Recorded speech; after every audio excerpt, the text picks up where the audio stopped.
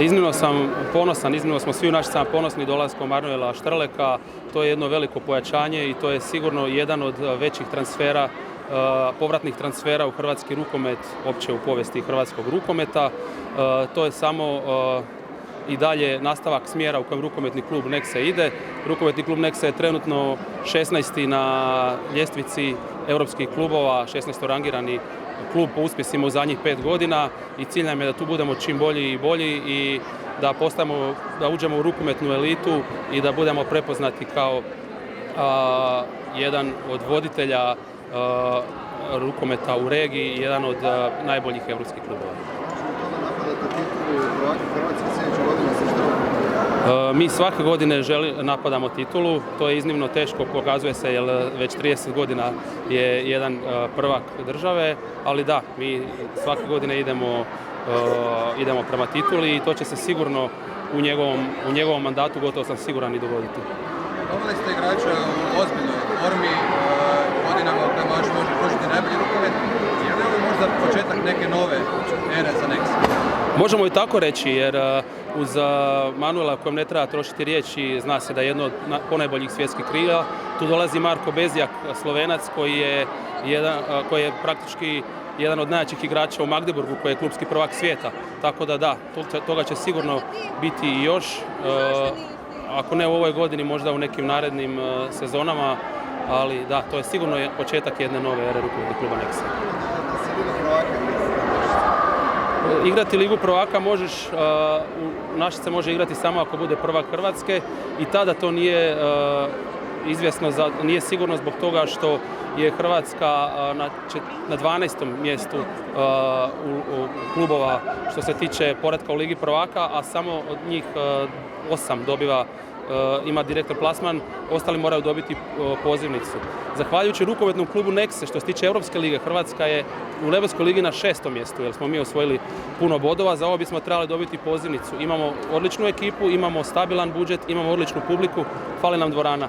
Tako da vjerojatno to nije realno u iduće 2 do 3 godine, ali mi počinjemo i projekt izgradnje Nexe arene koja će biti 4000 mjesta i tada vjerujem da za nekoliko godina će i to biti moguće. Europska liga je za nas trenutno, moram reći, jedno odlično natjecanje. Bili smo na Final Fouru, sada igramo osminu finala protiv Motora iz Zaporožja koji trenutno je domaćin u Njemačkoj, zbog nam dobro poznate situacije. Imamo solidan ždrijeb da ponovimo lanjski uspjeh, naravno puno je tu posla i treba se puno toga poklopiti, ali evo, pokazuje da radimo dobro i da smo i ove godine jedan od boljih europskih klubova, znači u 4 grupe, u Europskoj ligi, znači tu su prvaci tih grupa Fuchse Berlin, Montpellier, Flensburg i Nexe. Što se tiče arene, kako to stoji? U iduća, ja bih rekao, 2 mjeseca grad Našice će raspisati natječaj za projektiranje arene i nadamo se da će projekt biti gotov do kraja godine, što znači da bi u sljedećoj godini se moglo početi i građenje arene. Ne ovisi o nama, tu su partneri grad i županija, ali to se razvija u dobrom smjeru. 3 do 4 godine bi ona morala biti gotova. Ste doveli Kuzmanovića i Halila koji su najbolji mladi igrači bili u državi. Sada ste doveli jedno svjetsko krilo. Je li možemo reći da Nexe ima primat u hrvatskom rukometu za dovođenje velikih igrača? Tako je. Prije 4 godine došao nam je Halil Jaganac, tada je bio jedan od najvećih svjetskih talenata na poziciji lijevog vanjskog i eto, otišao je u Rhein-Neckar Leven. Kuzmanović, evo, vidjeli smo jučer, on je sigurno već sada hrvatski broj 1 koji tek ima 20 godina i mislim da imamo idućih više od 10 godina riješenu poziciju što se tiče hrvatske reprezentacije na golmanu. Biće toga još, mislim da tu radimo vrhunski posao i ono što sam ponosan da naši igrači kada i odlaze iz Nexa odlaze u vrhunske europske klubove. Pa evo, stvarno zahvalio bi se svim ljudima i djeci, pogotovo da su došli me pozdraviti danas. Mislim da je jedna jako lijepa priča, zdrava sredina, da Našice vole rukomet i Slavonija cijela, tako da sam siguran da u naredne 3 godine svi zajedno ćemo uživati. Sad nikad ima ovakve doći?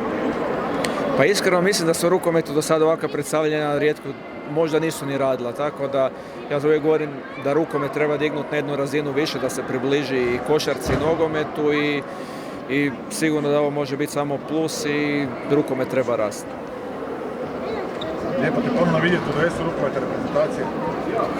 Pa i evo, taman opet neke pozitivne stvari su se desile u ovih zadnjih godinu dana, tako da eto, novi klub, vraća se u hrvatski rukomet, vratio sam se u reprezentaciju i stvarno sam sretan, evo, i veselim se vremenu koje je ispred nas. Gdje bi po izazovima u svojoj karijeri svrstao osjećaj tvoj neki godine, zrelost, sve?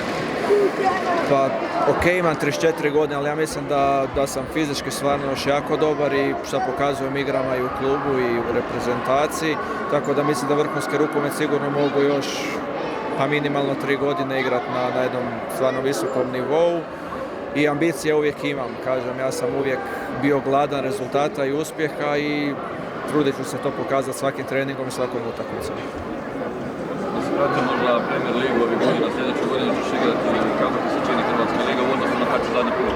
Pa iskreno, Premier Ligu gledao sam malo finala i nažalost Premier Liga kao Premier Lige nije ni bilo na televiziji. Šta je bilo zadnje, nešto je bilo na onaj dio na ne arena, nego bilo na nekom programu, ali nešto malo je bilo.